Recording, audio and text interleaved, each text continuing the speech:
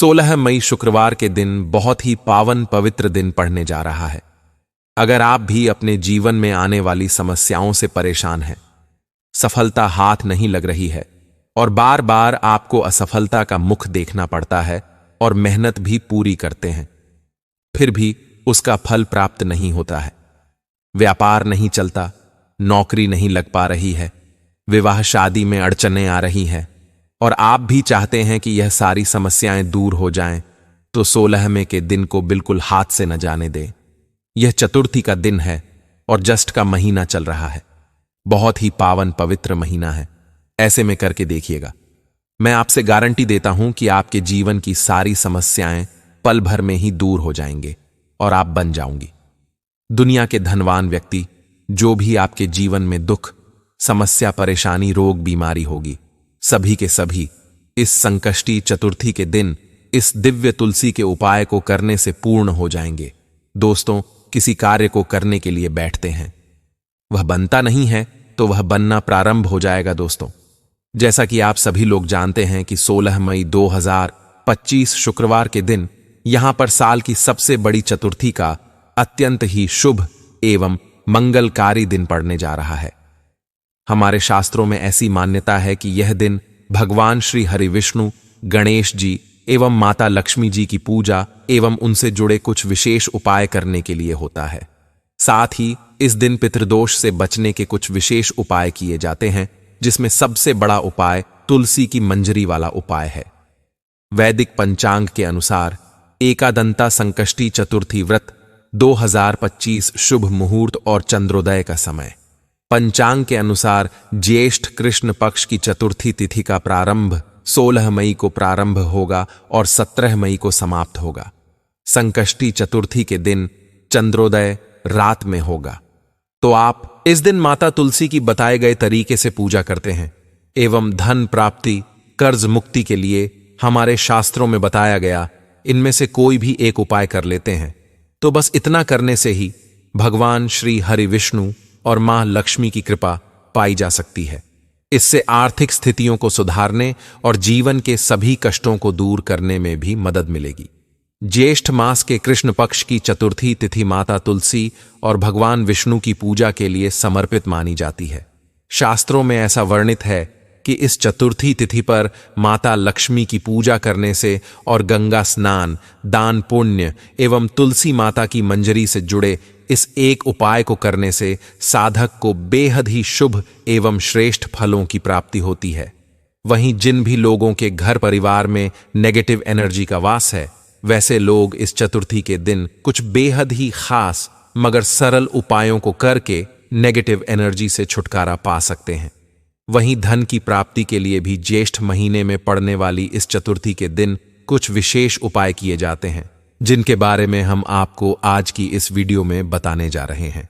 दोस्तों, 16 मई ज्येष्ठ कृष्ण पक्ष की चतुर्थी यानी कि एकादंता चतुर्थी के दिन यहां पर करीब 150 वर्षों के बाद अत्यंत दिव्य एवं दुर्लभ संयोग बनने जा रहा है, क्योंकि इस दिन सभी तिथियों में से सबसे बड़ी तिथि पड़ने जा रही है। दोस्तों, यह एकादंता चतुर्थी इस बार शुक्रवार के दिन पड़ रही है, जिस वजह से इस तिथि का महत्व कई गुना बढ़ गया है, जिस वजह से इस दिन 4 बड़े योगों का निर्माण होने जा रहा है, जो कि हैं सर्वार्थ सिद्धि योग, अमृत सिद्धि योग, धन लक्ष्मी योग और नारायण योग। और दोस्तों, इन 4 योगों के निर्माण की वजह से इस चतुर्थी तिथि पर भगवान विष्णु और महालक्ष्मी की असीम कृपा बरसने वाली है। और अगर इस दिन आप चुपचाप किसी को बिना बताए तुलसी माता की मंजरी वाला यह उपाय कर लेते हैं, तो आपके जीवन में चल रही सभी समस्याओं का हल संपूर्ण रूप से हो जाएगा। दोस्तों, वैसे तो हर महीने में 2 चतुर्थी यानी कि एक साल में करीब 24 चतुर्थी तिथि आती है, लेकिन ज्येष्ठ माह के कृष्ण पक्ष को पड़ने वाली ज्येष्ठ माह की चतुर्थी तिथि सभी तिथियों में सबसे बड़ी मानी जाती है। इस तिथि में विभिन्न प्रकार के शुभ मंगल योगों का निर्माण होने जा रहा है, जिसमें सर्वार्थ सिद्धि योग, अमृत सिद्धि योग, धन लक्ष्मी योग और नारायण योग शामिल हैं। शास्त्रों के अनुसार अमृत सिद्धि योग में एकादंता चतुर्थी तिथि का पड़ना बेहद ही दुर्लभ होता है। मान्यता है कि इस दिन किए गए शुभ कार्यों से जीवन में सुख समृद्धि आती है। दोस्तों, ऐसा कहा जाता है कि तुलसी के पौधे में कई देवी देवताओं का निवास होता है। किसी विशेष दिन पर, जैसे कि एकादंता चतुर्थी के दिन, तुलसी माता की अगर पूजा उपासना की जाए तो व्यक्ति के सभी आर्थिक, मानसिक और घरेलू समस्याओं का निदान तत्काल रूप से हो जाता है। एकादंता चतुर्थी के दिन विष्णु भगवान, माता तुलसी एवं शालिग्राम जी की पूजा की जाती है, क्योंकि इस दिन की गई पूजा आराधना से हमें कई गुना फल मिलता है। इसलिए इस दिन तुलसी माता से जुड़ा यह अचूक उपाय आपकी हर परेशानी को हल कर देगा, चाहे वह धन को लेकर हो या सेहत या संतान की प्राप्ति को लेकर हो। इसीलिए इस वीडियो को बिना भगाए अंत तक देखें, ताकि इस उपाय को करने के बाद आपका भाग्य प्रबल हो जाए, आपके नवग्रह आपका साथ देना शुरू कर दें, आपके घर की बरकत हो, आपके घर की उन्नति हो और भगवान श्री लक्ष्मी गणेश जी का आशीर्वाद हमेशा आप पर बना रहे।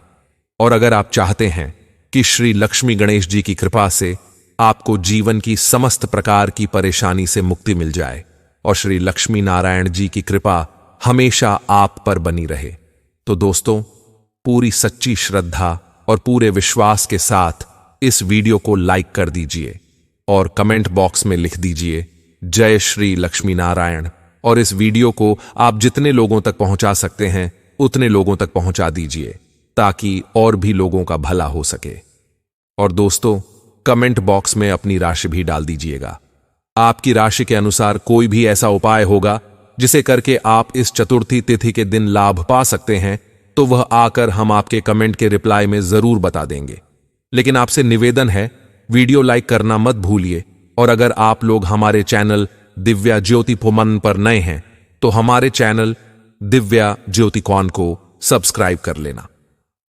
दोस्तों, मान्यता है कि ज्येष्ठ माह के कृष्ण पक्ष की चतुर्थी के दिन उपवास रखने और पूजा पाठ करने से घर में सुख समृद्धि का वास बना रहता है। वैसे तो हर माह में आने वाली चतुर्थी तिथि का अलग अलग महत्व होता है।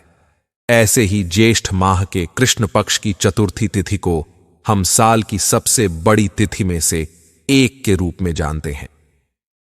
श्रीमद् भगवद गीता के अनुसार ज्येष्ठ माह को स्वयं भगवान कृष्ण ने सबसे पवित्र बताया है, जिस वजह से इस दिन विष्णु सहस्र नाम और श्रीमद् भगवद गीता के साथ साथ दुर्गा सप्तशती के पाठ करने से व्यक्ति को विशेष पुण्य की प्राप्ति होती है। दोस्तों, एकादंता चतुर्थी का व्रत रखने से मनुष्य को हर तरह के पाप कर्म से मुक्ति मिल जाती है। मान्यता है कि इस दिन पूजा, व्रत, दान आदि धार्मिक कार्य करने वालों पर लक्ष्मी नारायण जी के साथ साथ पितरों की भी विशेष कृपा बरसेगी।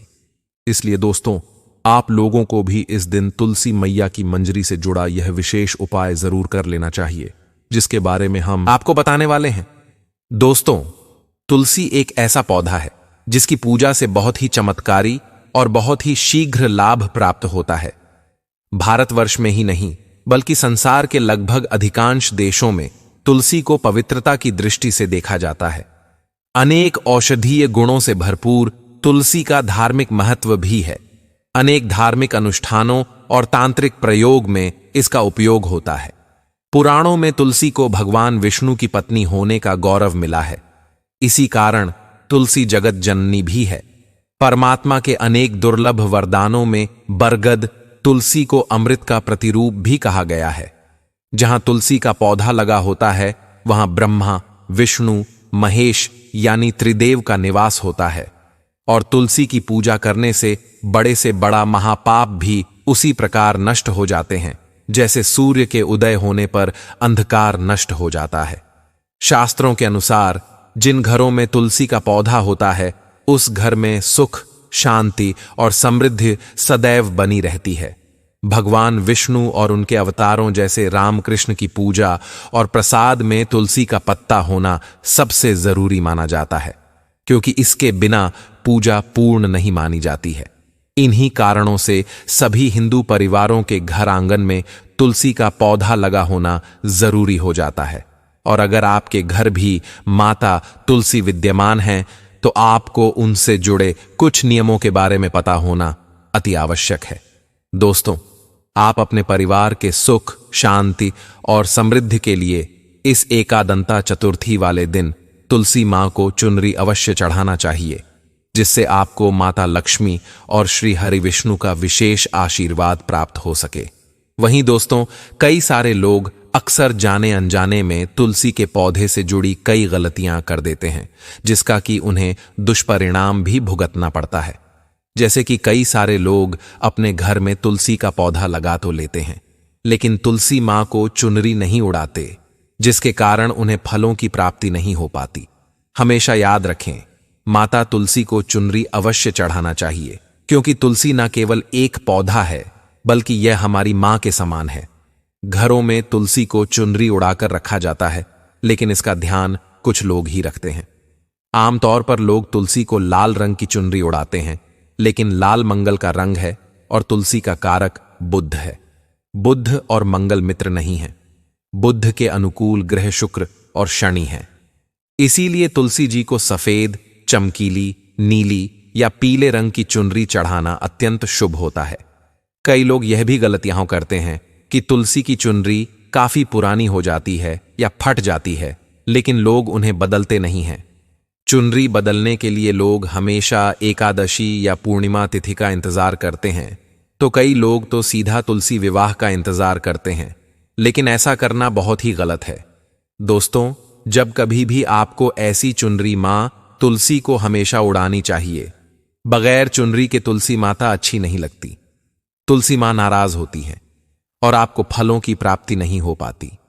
दोस्तों, तुलसी में कई दिव्य शक्तियां विराजमान हैं। जो लोग तुलसी विवाह कराते हैं, उन्हें अपने जीवन में कभी कष्ट नहीं आते एवं ऐसे लोगों को स्वर्ग की प्राप्ति होती है। वहीं शालिग्राम और तुलसी का विवाह करने से सारे अभाव, कलह, पाप, दुख और रोग दूर हो जाते हैं। दोस्तों, तुलसी के पास यह चीज कभी ना रखें। तुलसी मां होती हैं क्रोधित। जहां तुलसी का पौधा होता है, वहां आपको अपने मुख से कड़वे बोल नहीं बोलने चाहिए। प्रत्येक चतुर्थी तिथि में तुलसी मां और देवी माता लक्ष्मी को शुद्ध घी का 9 बत्तियों वाला दीपक अर्पित कर उनकी आरती करें। एकादंता चतुर्थी के दिन ब्रह्म मुहूर्त में उठकर तुलसी में एक सिक्का नए लाल रंग के वस्त्र में बांधकर तुलसी के गमले में गाड़ दें। ऐसा करने से आपके घर में धन समृद्धि का आगमन होने लगता है। धन आने के नए नए मार्ग प्रशस्त होते जाते हैं और घर में से गरीबी और दर्द खत्म होना शुरू हो जाते हैं, क्योंकि तुलसी मां को लक्ष्मी मां का वरदान मिला हुआ है। इसलिए धन की देवी मां लक्ष्मी आपके घर में कृपा बरसाना शुरू कर देती हैं। एकादंता चतुर्थी के दिन तुलसी पर कच्चा दूध चढ़ाए। ऐसा करने से पितृदोष खत्म होते हैं और आपके पितृ आपसे प्रसन्न होकर आपके जीवन में धन के नए द्वार खोलते हैं और आपके ऊपर असीम कृपा बरसाते हैं। वहीं दोस्तों, एकादंता चतुर्थी के दिन तुलसी माता के पौधे में सुहाग का सामान चढ़ाने से घर में खुशहाली आती है, जैसे कि कुमकुम, आभूषण, बिंदी, चूड़ियां, लाल साड़ी या चुनरी आदि चीजें तुलसी माता को चढ़ाए। कच्चा दूध, मिठाई का उन्हें भोग लगाए। ऐसा करने से तुलसी माता अत्यंत प्रसन्न होती हैं और घर में मां लक्ष्मी का वास होता है। धन प्राप्ति का हमें आशीर्वाद मिलता है। इसी के साथ दोस्तों, आप इस ज्येष्ठ माह की एकादंता चतुर्थी के संध्या काल में मां तुलसी के पास एक घी का दीपक जरूर जलाए और उसमें थोड़ा सा सिंदूर डालकर अपनी पति की लंबी आयु की कामना करें। साथ ही साथ इस चतुर्थी तिथि के दिन तुलसी के पौधे में हल्दी की गांठ बांध दें। ऐसा करने से नकारात्मक ऊर्जा का नाश होता है, साथ ही घर में सकारात्मक ऊर्जा का वास बना रहता है। वहीं वास्तुशास्त्र के अनुसार तुलसी को हमेशा हमें विषम संख्या में रखना चाहिए। इसलिए अपने घर में 1, 3 या 5 तुलसी के पौधे रखें। ऐसा करने से समस्त वास्तु दोष दूर होता है। ज्येष्ठ के पूरे 1 महीने तक गलती से भी महिलाओं को यह 3 काम नहीं करनी चाहिए। ऊपर से इस बार का ज्येष्ठ मास अपने साथ बेहद ही श्रेष्ठ एवं शुभ योगों को लेकर आया है, जो आपके जीवन को पूर्ण रूप से बदल कर रख देगा, आपकी किस्मत बदल देगा। इसलिए विशेषकर इस बार ज्येष्ठ के इस अति पावन महीने में आपको इन कामों को करने की मनाही है। अगर कोई भी स्त्री हो या पुरुष बिना जानकारी के इन कामों को करता है तो उससे माता लक्ष्मी एवं भगवान श्री हरि विष्णु जी रुष्ट हो जाते हैं और उसे आजीवन निराश रहना पड़ता है। दोस्तों, हमारे हिंदू धर्म में सभी 12 महीनों में ज्येष्ठ के महीने का एक अलग ही महत्व है। स्कंद पुराण के अनुसार यह महीना स्वयं भगवान श्री लक्ष्मी नारायण जी को समर्पित बताया गया है। यदि कोई भी व्यक्ति इस पूरे एक महीने में यह 7 काम करता है तो उसके दरवाजे से ही माता लक्ष्मी लौट जाती है। खासकर सुहागन महिलाएं इस बात का विशेष ध्यान रखें, वरना घर में आएगी गरीबी। अगर सुहागन महिलाएं व्रत रखती हैं, नित्य भगवान की पूजा करती हैं, तो आप लोग इस वीडियो को हल्के में ना लेना। इस बार कई वर्षों बाद ऐसा दुर्लभ संयोग बना है कि ज्येष्ठ के इस अति पावन महीने में कुल 21 तरह के शुभ मांगलिक योग बन रहे हैं। साथ ही जानेंगे कि इस दिन आप कौन से उपाय करें जिससे आपको अपने जीवन में 100% धन की प्राप्ति हो। साथ ही इन 7 गलतियों के कारण आपको 7 जन्मों तक निर्धन नहीं रहना पड़े। क्योंकि आज का यह वीडियो बहुत ही ज्ञानवर्धक वीडियो साबित होने वाला है, तो आप अपने फायदे के लिए इस वीडियो को अंत तक जरूर देखकर जाइएगा। यदि आज आपने इस वीडियो को बीच बीच में से देखा, काट काट कर देखा, तो जीवन में आपको कभी सफलता हासिल नहीं होगी। वीडियो को ध्यान से देखना। आज की इस वीडियो में आप लोगों को ज्येष्ठ के महीने में वह ऐसी कौन सी 7 गलतियां हैं जो आपको नहीं करना चाहिए, एवं इस दिन आपको क्या खाना चाहिए और क्या नहीं खाना चाहिए जिससे परिवार में दोष ना लगे। और इस महीने में किए जाने वाले उपाय भी बताऊंगा और आपको इस दिन किन किन बातों का ध्यान रखना है। और इसी के साथ इस महीने आपको कौन से 3 काम करने से बचना चाहिए, यह सारी जानकारी हम आपको इस वीडियो में देंगे। इस वीडियो को देखने के बाद आपको कोई और वीडियो देखने की जरूरत नहीं पड़ेगी। तो चलिए दोस्तों, वीडियो में आगे बढ़ते हैं। अगर आप भी चाहते हैं कि माता रानी का आशीर्वाद आप पर सदैव बना रहे, तो वीडियो को लाइक करें, चैनल को सब्सक्राइब करें और कमेंट बॉक्स में जय श्री लक्ष्मी नारायण जरूर लिखें।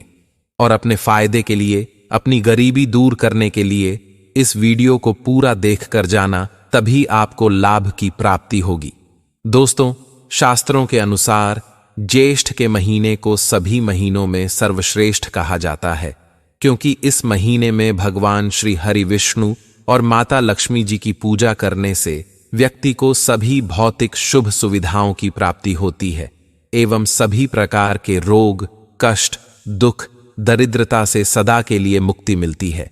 साथ ही ज्येष्ठ के इस अति पावन महीने में कुछ विशेष उपाय करके व्यक्ति अपने जन्म जन्मांतर में किए गए सभी पाप कर्मों से भी छुटकारा पा सकते हैं। अगर इस महीने आप भगवान की सच्चे मन से पूजा अर्चना करते हैं तो आपकी किस्मत रातों रात बदल जाएगी।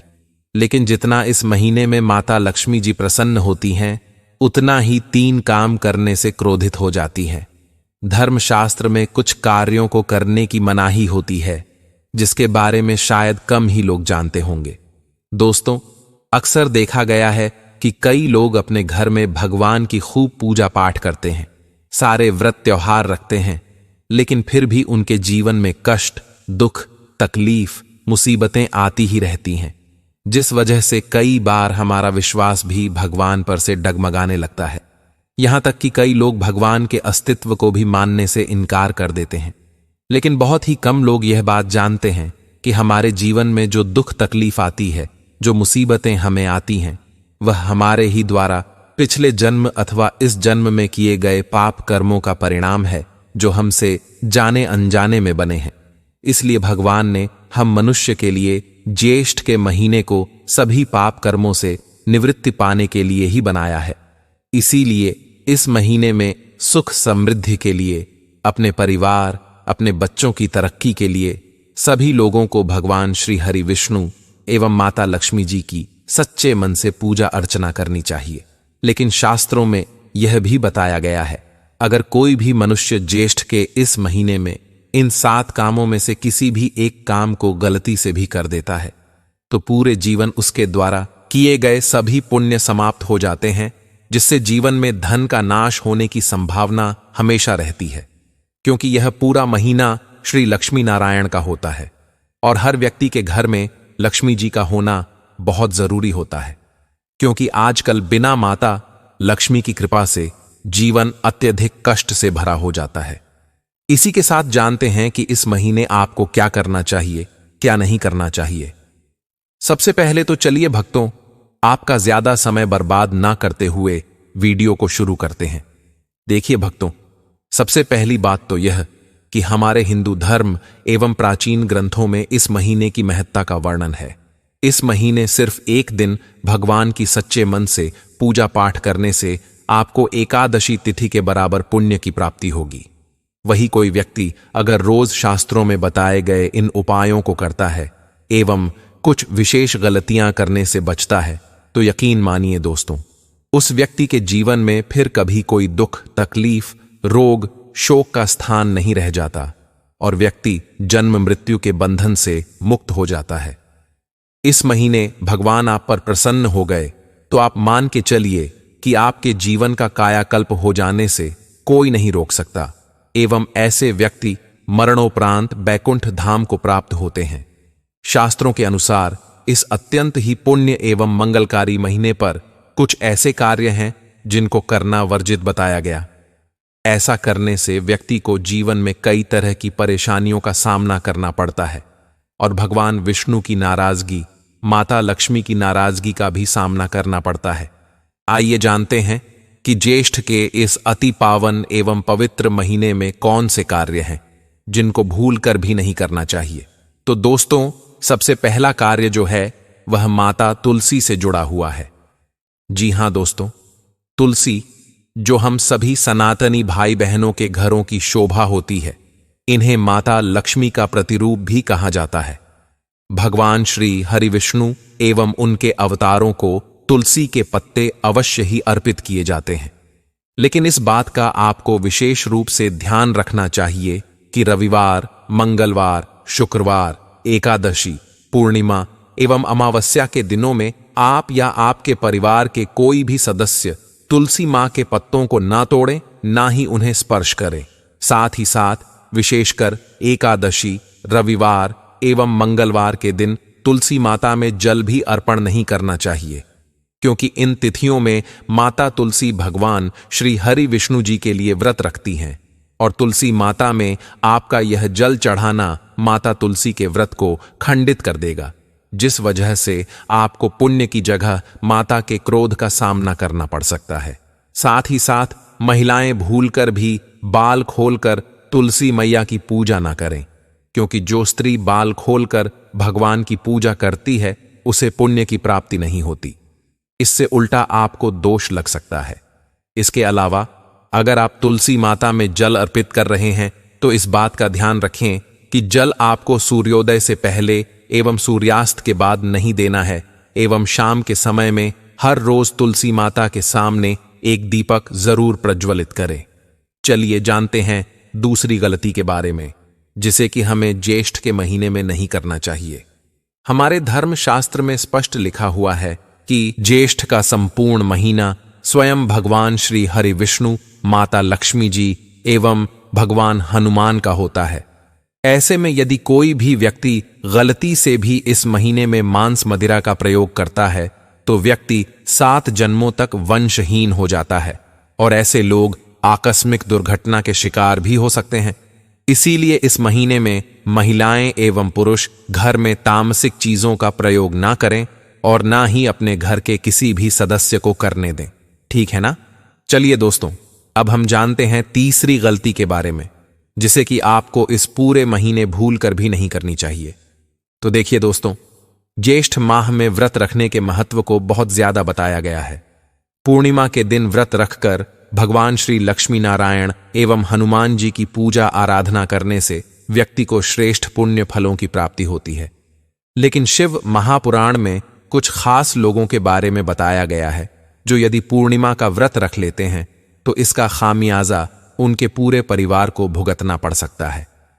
तो दोस्तों, सबसे पहले पूर्णिमा का व्रत गर्भवती स्त्री को निराहार रहकर नहीं करना चाहिए। इससे गर्भ में पल रहे शिशु पर बुरा प्रभाव पड़ सकता है। यदि व्रत रखना आवश्यक हो तो एक बार अपने चिकित्सक से परामर्श जरूर ले लें।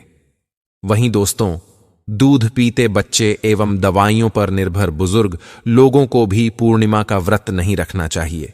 साथ ही साथ यदि आप महिला हैं और पीरियड्स के दौरान ज्येष्ठ पूर्णिमा आ गई है, तो ऐसे में आप चाहे तो फलाहार या निर्जला उपवास रख सकती हैं। बस आपको पूर्णिमा की पूजा इन दिनों में नहीं करनी चाहिए एवं ना ही पूजन सामग्री को हाथ लगाना चाहिए। वहीं दोस्तों, इस महीने में आने वाली पूर्णिमा एवं एकादशी के दिन आपको अपना मन शांत रखना चाहिए। इस दिन किसी से भी लड़ाई झगड़े या कलह क्लेश नहीं करना चाहिए। व्रत में श्री लक्ष्मी नारायण को काले रंग के वस्त्रों का इस्तेमाल नहीं करना चाहिए। इस दिन पूजन के दौरान लाल या पीले रंग के कपड़ों का प्रयोग करना चाहिए।